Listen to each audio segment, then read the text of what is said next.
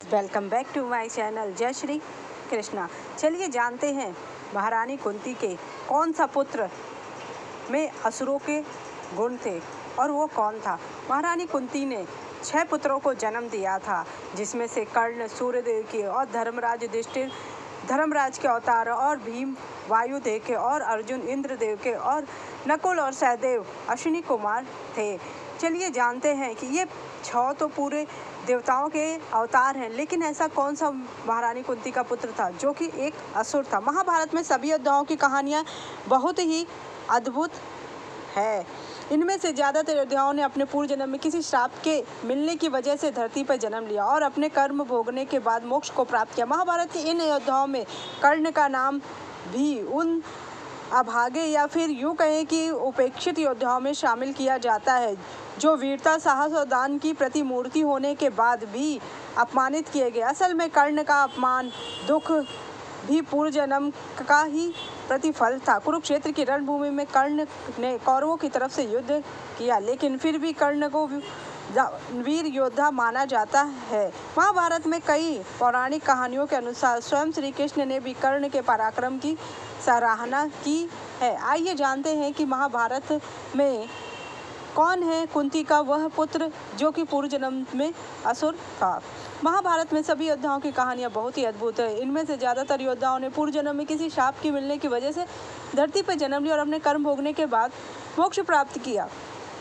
महाभारत के योद्धाओं में कर्ण का नाम भी उन्हीं अभागे और उपेक्षित लोगों में से शामिल है। कर्ण ने पूर्व जन्म में दंभोदवा नामक असुर के रूप में जन्म लिया था, जिसने 100 कुंडल कवच सूर्यदेव ने दिए थे। दंभोदवा असुर को सूर्य से वरदान दिया था कि जो भी इन कवच कुंडलों को तोड़ेगा उसकी मृत्यु हो जाएगी। साथ ही जो मनुष्य 1000 साल तक तपस्या करेगा वह 1000 वर्ष की तपस्या के बल से एक कवच कुंडल तोड़ पाएगा। इसलिए बड़े बड़े योद्धा भी दंभवासुर का सामना नहीं कर पाते थे। इसी कारण इस असुर को अपनी शक्तियों का अहंकार हो गया। दंभवा लोगों पर अत्याचार करने लगा। तब सभी लोग सहायता प्राप्त करने के लिए नर नारायण ऋषियों के पास गए। असल में नर नारायण श्री कृष्ण और अर्जुन के अंशावतार थे। दंभवा को एक और वरदान प्राप्त था कि जिसके अनुसार दंभवा असुर उसी मनुष्य के हाथों मर सकता जिसने 1000 वर्षों तक तपस्या की हो।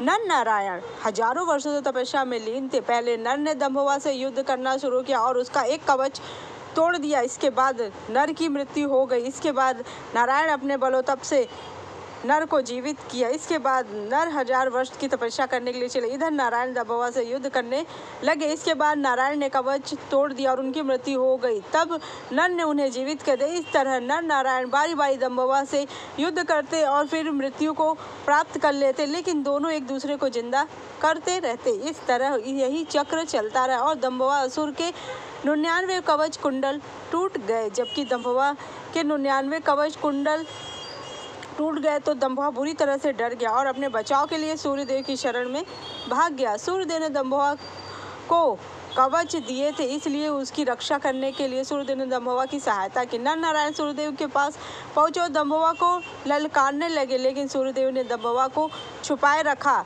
तब नर नारायण सूर्यदेव से भी नाराज हो गए और उन्होंने कहा कि हे सूर्यदेव, आपने अपने पुत्र की तरह दंभवा को अपने पीछे छुपा रखा है, इसलिए अगले जन्म में आपके तेज से दंभवा का जन्म होगा, आपके पुत्र के रूप में ही होगा और कवच कुंडल के साथ होगा। लेकिन उस जन्म में आप दंभवा को नहीं बचा पाएंगे। हम इसे मारने के लिए फिर अगला जन्म लेंगे।